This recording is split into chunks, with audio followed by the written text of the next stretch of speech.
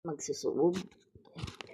Yung nagpakulo ako ng oregano, tapos lagyan ko ng asin o kaya yung oregano sambong. So ayan, magsusuob tayo.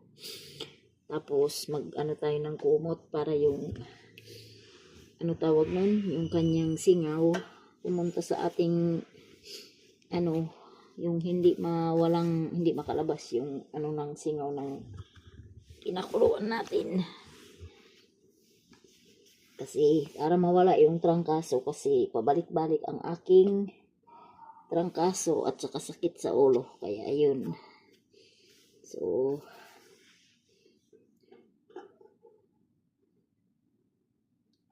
dahan-dahan natin buksan kasi sobrang init.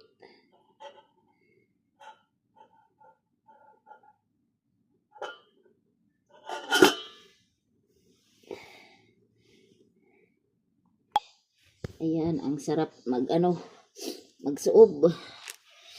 Yan, labas lahat ng pawis ko. Ayan.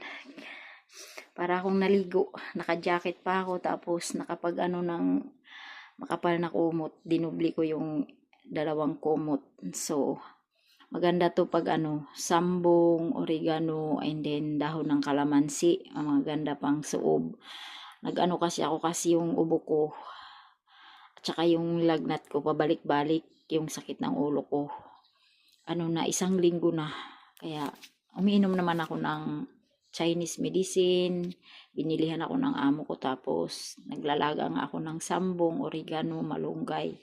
Naluan ko siya ng kalamansi. So, iniinom ko umaga at saka bago ako matulog. So, yan ang ginagawa ko. Kaya, try nyo na, maganda sa pakiramdam. Ayan, para akong naligo. Salamat. Thank you so much.